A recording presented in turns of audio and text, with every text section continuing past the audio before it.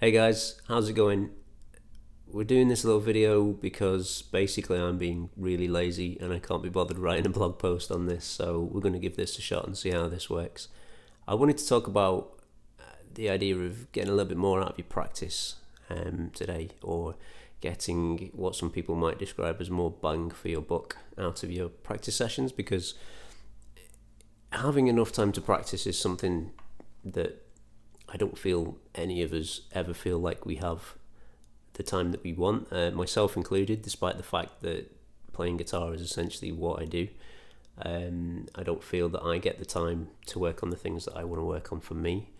And I know that many of my pupils are much the same. So this is basically something that came up in a conversation with one of my pupils. And it's something that is probably common sense to a lot of people, but it might have been overlooked by some and possibly not considered before. The idea is fairly simple. If you are working on one thing, and if you have reached a point at which you can practice said thing, whatever that is, with a reasonable level of efficiency, and it doesn't require all of your attention, try stacking another concept on top of the thing that you're working on. So this generally works best with technique combined with some sort of visualization or theory type thing put on top of that. So the thing that came up with my pupil, for example, was we've started looking at legato technique a lot recently. So we're still in the early stages. We're still looking at basic combinations of hammer-ons and pull-offs and how to keep that smooth, and maintaining decent posture, decent hand position, staying relaxed and things like that. That's all fine. So he was practicing this the other day on one of the scale fragments that I'd given him to practice on, and he was doing it nice and slowly because he's a good pupil and he listens to his teacher. And one of the other things that we've been working on over the past 6 months, I would say, is learning to view the neck intervallically, and visualize the intervals in the the scale fragments that we're playing, instead of just playing a pattern or even thinking notes really.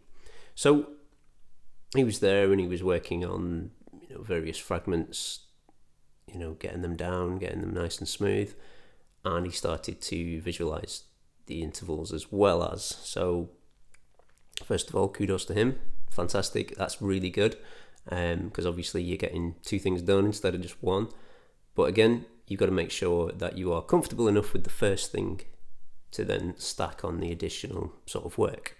But he felt comfortable enough and he did that, so that's absolutely fantastic. As I said, this always works generally well with anything technique based, that gets to that point where it's more about repetition and building the technique and muscle memory and things like that. Then you can start to consider other things. If he wanted to, he could have taken that idea and put it to a drum track or something like that, and then you have an opportunity to work on your timing and potentially involve some sort of time feel exercises, maybe working in and in between different subdivisions, as well as working on the actual legato technique and the intervallic visualization as well. Now obviously that's getting like a lot of work at that point, but that's cool. If you feel like you're up for that, then that's cool. But that's generally it really. Just consider what you're working on, and consider if you have room to kind of get something else in there as well, especially if you're pressed for time.